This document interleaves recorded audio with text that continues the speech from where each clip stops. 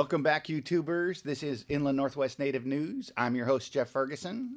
And I'm your co-host, Margo Hill. Gest squokes slacht. You know, we used to be able to get it right, where we could play the intro and just go right into it, but I can't do it anymore as smoothly. I am going to just blame COVID. So, welcome back. This is Inland Northwest Native News. I'm your host, Jeff, and we are back for another. This is episode. Well, this isn't an episode. This is our morning show. This is our live stream number 18. Do you realize that holy? Wow. And we even took a bunch of time off. So yeah. So we are here to cover news and events for 11 tribes of the Inland Northwest. We cover all the way west to the Colvilles, down south to the Yakama, Umatilla, Warm Springs, over east as far away as the Blackfeet, the Coeur d'Alenes, up to the Kootenays and the Spokanes, and who are we missing? Kalispels. I always miss somebody. That's okay, though. So anyhow, we do 11 tribes of the Inland Northwest and stories that pertain to them. And we cover news and events on a national, regional, and local level. And we have been doing this for a little while, and we've, pretty happy to have you here. This is something that we are trying to fill the gap that mainstream media has left in our news for Indian country in the Inland Northwest. And so that's kind of what we're doing. If you have any questions or comments, feel free. We're going to be we'll be checking the live chat. So if you guys have any comments you want to post live, go ahead and do that. If you have any questions or comments, you can also leave them in the comments section below. And I'd like to invite you, or you can invite people to like and subscribe. So we care about stories that you care about. We don't want to cover all things COVID. So send us your stories. We're out there trying to find stories on the tribal newspapers and Indian Country Today, just making sure that we cover things that are of interest to you in Inland Northwest. So send us some story ideas. We'll go out and interview people via Zoom, virtually, or do some fun things.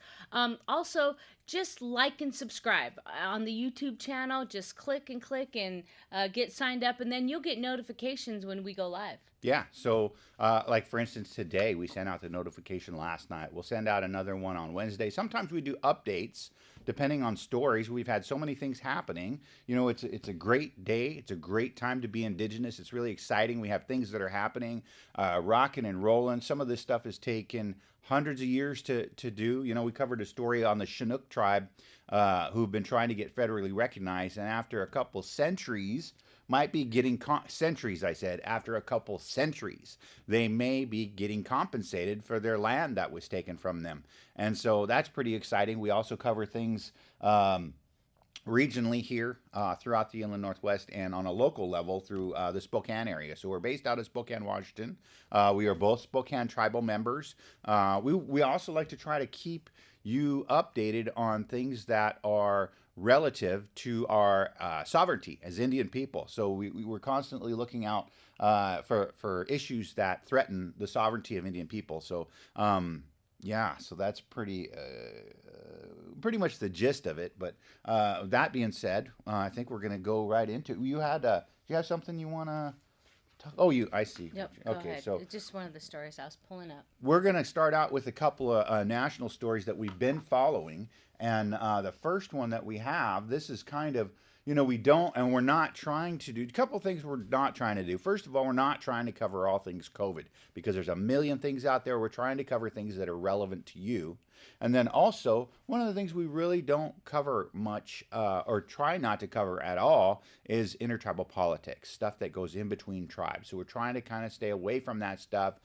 Simply put, we feel that, and we felt from the beginning that if we started doing that, we'd probably end up shooting ourselves in the foot at one point or another. And we don't need that. There's enough, Indian country gets enough attacks on it from outside us and so forth. So we are not those crab pot Indians. We're not going to pull each other down. We're just going to report stories and let you know what's happening. Yeah, and we're trying to keep this right about 30 minutes on Monday, Wednesdays, and Fridays at 8 a.m. So the first story that we have is one that we've been following for a little while, and it popped up here again. So I'm going to go right to this, see if I can remember how to do this. Oh yeah, here we go. Joe Biden. Joe Biden signs Navajo disaster declaration as cases rise. So, talk a little bit about this one. This is out of Window Rock, Arizona, and we found this in Indian Country today. Mark Trahan's doing a wonderful job down there. They cover so many different things, but we pick out a few that we feel are relevant. This is a big one because so many, the Navajo Nation is so large, and their families are spread all around the country. So this has relevance. I know my nieces, they're Navajo, so. And, I know you have some relatives that are part Navajo. Anyhow, moving right along. Navajo Nation health officials on Wednesday reported 70 new COVID cases and 6 more deaths. The latest numbers raised the total to 28,544 cases and 1,038 known deaths since the pandemic began. On Tuesday, tribal officials said they received word that President Joe Biden had signed a long-awaited major disaster declaration for the Navajo Nation. It will provide more federal resources and prompts the release of federal funds for the reimbursement of emergency funds expended to address the COVID-19 pandemic on the Navajo Nation, which covers parts of Arizona, New Mexico, and Utah. The tribe has extended its stay-at-home order with a revised nightly curfew to limit the spread of COVID-19. The Navajo Department of Health has identified 56 communities with uncontrolled spread of the coronavirus, down from 75 communities in recent weeks. The Navajo Nation also is lifting weekend lockdowns to allow more vaccination events. The action in the latest public health emergency order will run through at least February 15th. Tribal officials said there have been more than 234,000 COVID tests administered on the vast reservation and nearly 15,000 people recovered. Wow, those are amazing numbers. That's crazy. Those are huge numbers.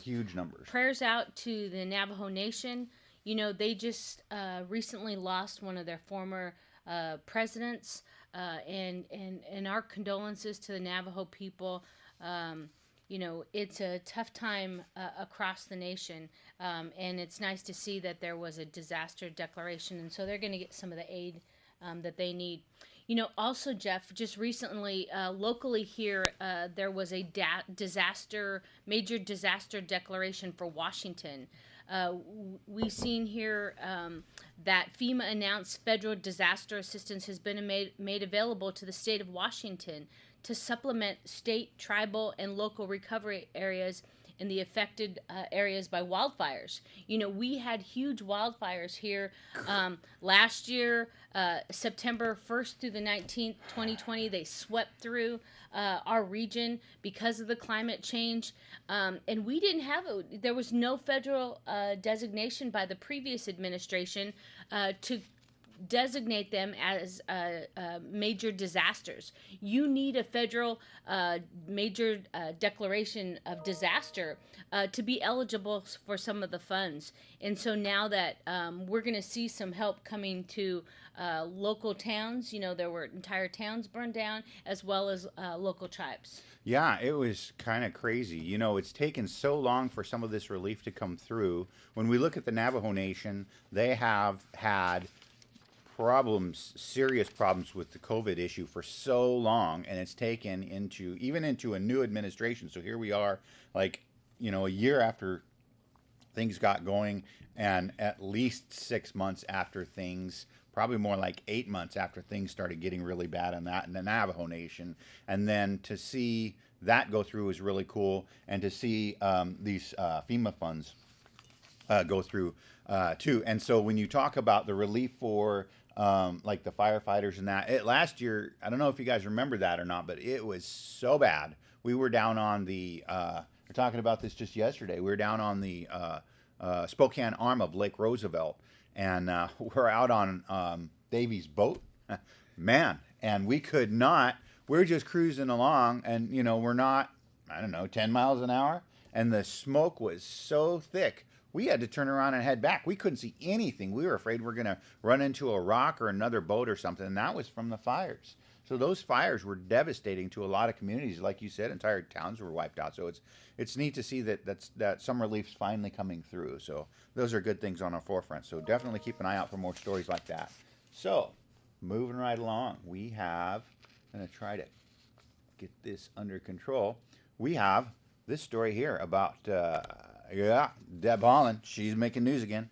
So we know, President Joe Biden has nominated Holland, a Laguna Jimenez Pueblo, and to lead the agency that has implemented the relationship between tribes and federal government since the transfer of Indian Affairs from the Department of War to the Department of Interior. So the Department of Interior is responsible for fish and wildlife and really is the nation's landlord in managing the natural resources. 640 million acres, more than 30% of our country. This is just a huge portfolio of natural resources that include oil and gas. And we're seeing some pushback. We're seeing, some extractive industries that have allies in Congress that are lining up to oppose Holland's nomination. We even heard that this weekend, Montana Senator Steve Daines, he's a Republican, that said he would not back Holland, and in fact, he would block Holland's nomination for Interior. He said he just doesn't believe that Deborah Haaland, that he believes that her ideas are radical, protecting the environment, and it wouldn't represent Montana's position on natural resources. So he's looking at blocking her nomination. Yeah, I actually have the statement here that he issued, and this came out on his I think this is on his, it's on his Twitter account. Steve Daines. I'll cut to this so you can read along with me. My statement after meeting with Joe Biden's nominee to the head at Interior. After our conversation, I'm deeply concerned with the Congresswoman's support on several radical issues that will hurt Montana, our way of life, our jobs, and rural America, including her support for the Green New Deal and President Biden's oil and gas moratorium, as well as her opposition to the Keystone XL pipeline. I'm also concerned by the responses I've received about the role of the department and lack of appreciation for issues that impact Montana, such as wildlife management and hunting and sportsman fishing access. I'm not convinced that Congresswoman can divorce her radical views and represent what's best for Montana and all stakeholders in the West. Unless my concerns are addressed, I will block her confirmation. So that is such a one-sided viewpoint. Those types of this type of viewpoint, when we're talking about pipelines and we're talking about basically just going through and stripping all of the natural resources out of Montana. And we've seen already that that type of mentality does not work. We need stuff that's more sustainable. Here we are into a couple hundred years into the state of Montana, and we have problems with mining. We have problems with wastewater. There's contamination in a lot of different areas, and that's only after a couple hundred years. Indian people have been here since time immemorial. You look at 10, 11,000 years compared to 200 years and the damage that that's done, and they're looking at trying to perpetuate that, and Deb Haaland wants to block it and try to get things going back in a positive direction rather than just for profiteering again for the top 2%. Anyhow, so that's just I don't want to say disgusted because disheartened. There you go. I was kind of disheartened by that. That was kind of rough thing to hear about. So anyhow, I don't know what she had to say. What do you think? She's had 15 people that came through from the Senate that were looking to block her, and it's just kind of a rough deal. So Right. As Native people, we feel that we were stewards of the environment, and it's really disheartening that folks aren't a little more enlightened about protecting natural resources at this day and age. So, speaking of strong Native women, we have a story here on a local. All right. So just recently, Tony Lodge from the Native Project is working to renew an MOA that the Native Project entered into with the Spokane Police Department. So the MOA was signed in 2019. It was a result of multiple community meetings with the tribal community and the Spokane Police Department. So this current agreement is really going to expire next month. And after several community meetings that highlighted a lot of issues, you just look at the numbers, and natives are disproportionately impacted by bail amounts, by sentencing amounts, and even if you look at the individuals who have been shot by the Spokane Police in 2017, 3 of the 7 people shot were natives. And we're only a small percentage of the population, but here we are, almost half of the people that are shot.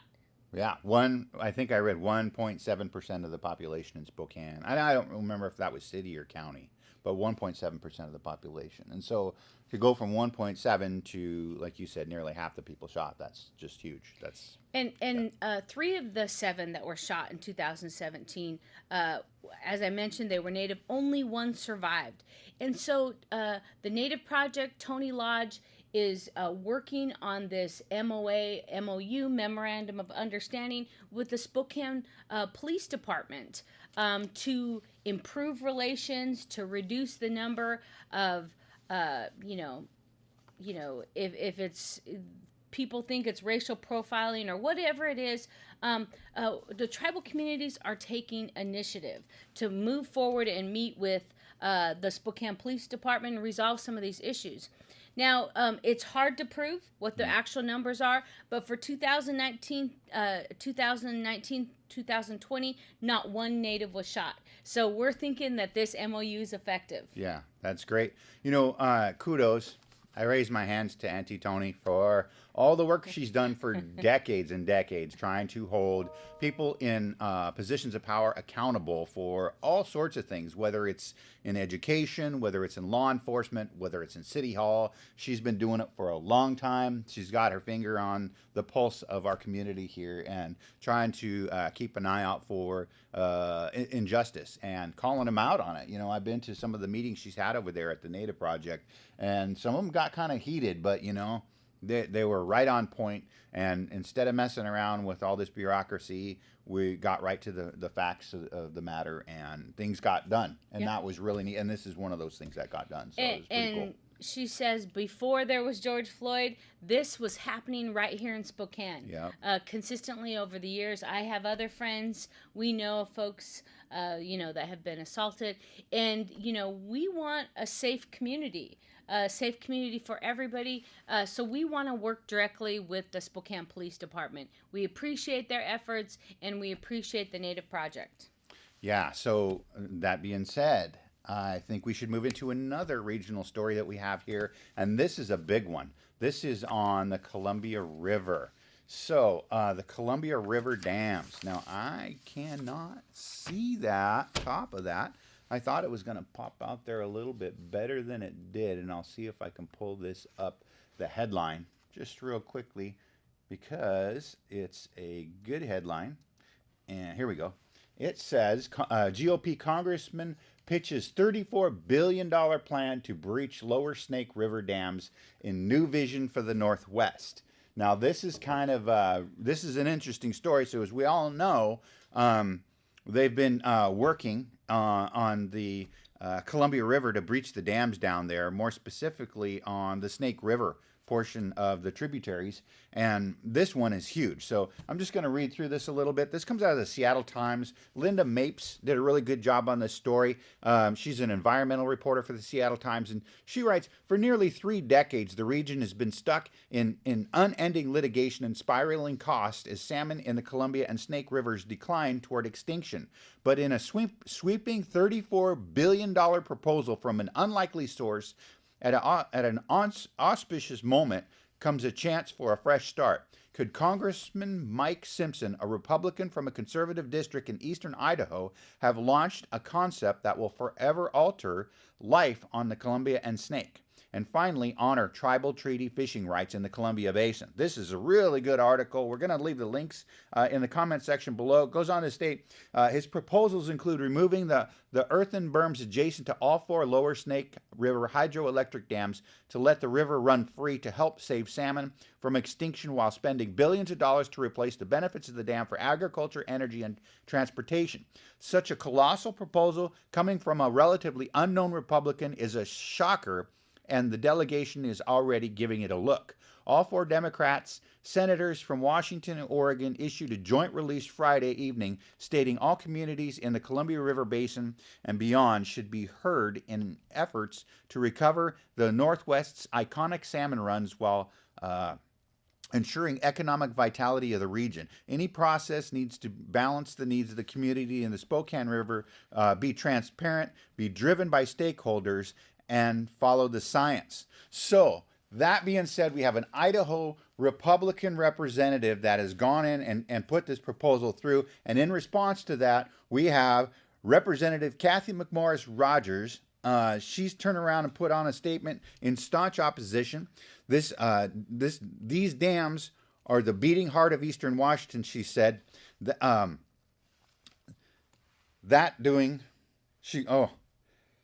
So she says this in a press release, spending $33 billion to breach them with no guarantee that doing so will restore salmon populations is a drastic, fiscally irresponsible leap to take.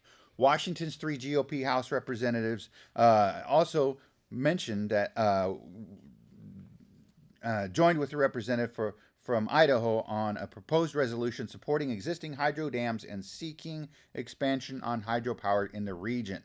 So here's a guy that is fairly new, but passionate. And when we look at what's been going on there, so we have all of these different entities. We have the Upper Columbia United Tribes working on that ban and actually has been successful in reintroducing salmon. And so when she goes in and she says that she's not sure or we don't have any guarantees that we're going to have, I think she's really underestimating the resilience of salmon. You know, when they took out the lower Elwha Dam after 70 years, it was like 3 months and they had fish coming already going. After 70 years, their instincts still brought them back up there. When we had introduced hundreds of fish above Grand Coulee to go out to the ocean, and we had how many come back? Like 25, 35, something like that, came back this year. And that's going all the way down the dams. And I think there's somewhere between 5 to 7% loss going down 7 dams and then coming back up 7 dams after swimming in the ocean for a year or two, coming back. I really think she's underestimating these fish. Yeah, Jeff, you know, we've been down to the flotilla. Mm-hmm. You and I, we've gone down, our children, did the canoe journey at Free the Snake.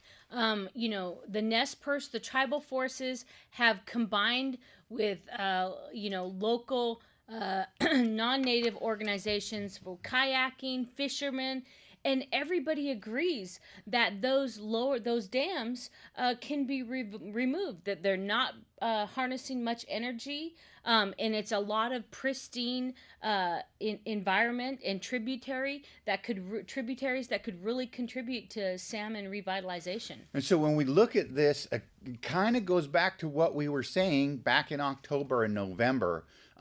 So much of this is so important, and it just gets down to voting. When we go to try to do things like save the salmon, you know, we had, just to give you an example, Paulette Jordan, you know, when I did that interview with Paulette Jordan, she said that was her passion, was saving the salmon. She really was passionate about working, and it was one of her life goals to bring the salmon back to Idaho. And that's a really bold statement. But if you think about having Paulette Jordan in office, if we had somebody maybe like Joe Pacotis in here locally rather than Kathy McMorris Rogers, and we have people that help to get this ball moving, when we look at the big picture, yeah, we say $34 billion, but this article, I think it was this article, it was one of them I was reading that said we've already spent $17 billion in salmon restoration that's not effective. And so if we take these dams out and we start going with renewable energy, and they're talking about making more sustainable transportation rather than having to take these barges and load them and reload them to get them all the way up river and back down river to get around the dams, you know, how inefficient is that? And then when we look at the effects on the fish, and so this would also in turn renew the recreational fishing part of salmon, because we're not just talking about food, we're talking about tourism, we're talking about recreation. And for those of you in the Spokane area that don't know this, back in the 1870s and 1880s here in Spokane, all the way on up into the 1900s, Spokane was really a mecca for recreational fishing, because we had massive salmon, we had massive trout here, and people came from all over the country, and actually people even came from around the world to come over here and fish in Spokane, and getting rid of some of these dams and helping to rejuvenate the salmon population on all these tributaries is only going to be good for all of us. And then we're looking again at the bigger picture. It's not 100 years or 200 years. It's thousands of years that we need to be looking again, as we all know, 7 generations out. And if we want them to be able to put salmon on their table and not go extinct, save this part of our culture, save this part of our staple, our diet, all of this. It starts with getting people in positions of power. I'm sorry. And I think that there's some people that it's fear mongering. They're talking about, we're not trying to breach all dams, but this particular dam on the Snake River, that particular area has pristine habitat that's really conducive for the salmon, and it's not making much power, and so this particular situation is ideal to begin this process, and we need the habitat for the salmon. Our salmon are threatened, whether it's seals, the pollution, the tire dust, all the kinds of things that we've been reporting on, that we just don't have salmon runs like we used to, and now the orcas are failing. They're trying hard to be resilient and survive, but we need those salmon runs. Yeah, it's their one of their staples too. Yeah, they have to have the salmon in order to survive, and so you talked a little bit about the habitat. These dams are huge because they create these reservoirs that hold this water, and then the temperature of the water heats up, and it's unsustainable. The salmon can't live in warm water like that. That movement here on the Latah Creek, Hangman Creek, they went out upstream into North Idaho, and were building planting trees, because when this whole area, when it was when we had colonization come through and they started farming all that, they tore all those cedar trees and all those pine trees and everything that used to shade those tributaries. They tore all that out and made it into farming, and then that's when all of the runoff and all of our pesticides and everything started going into the water. But now there's this effort over here to do that.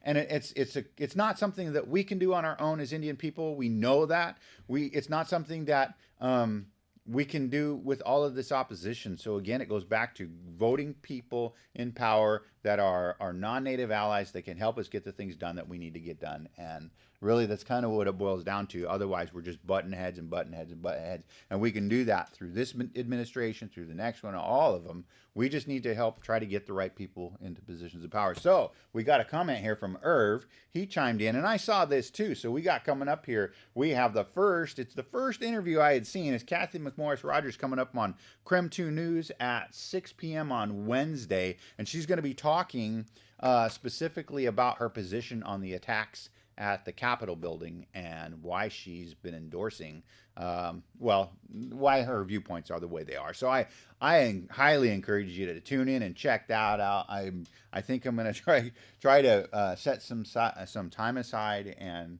if I'm on the road, I'm going to have to pull over and watch that. I'm going to tune in on that, man. That's just, first interview in a while. So anyway, sorry. Yep, so that's all we have about today, and that's almost our time.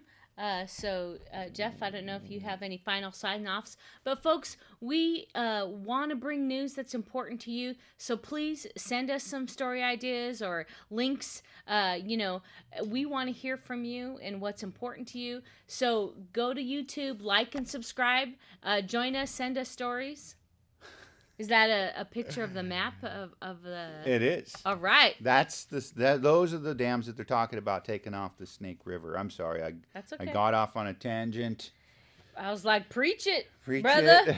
I did it again. I'm off on a tangent, and we are just about out of time. We do have one really good story that we've been following that we actually were working on, and this is Wistox. So Fort George Wright changed to Wistox Drive. This came out. So that was something that we rallied, and we're happy to see they changed the signs down there at the bottom of the hill, and they changed them up there near the Life Center Church. I know there's still the ones at Government Way that need to go up, and then there's the one right by the fort, or by Mukagawa. Mokugawa still needs one too. So, Right. but Wistock's Way, changing the name from a brutal, deadly colonizer military guy. So our students don't have to, our college students don't have to drive on a street that honors a brutal killer, but rather now one that honors women warriors. Yeah. So we'll be looking forward to the ceremony for that in the spring, and we're real excited to see change happen. It's kind of symbolic. Now let's get going. We need housing and jobs and education, all those things that contribute to our community, but we appreciate you tuning in. Yeah, and so we raise our hands to everybody that worked on the Wistock's change. We really appreciate the help from the Spokane City Council. That was unanimous. That was really neat to see. And the Spokane City Planning Department. Planning Commission. Planning Commission, that was unanimous. So to see this kind of support for something that has been in the works for so long is really exciting to see. Again, it's a great day to be Indigenous. So. All right. Thanks for tuning in. Like and subscribe. Like and subscribe.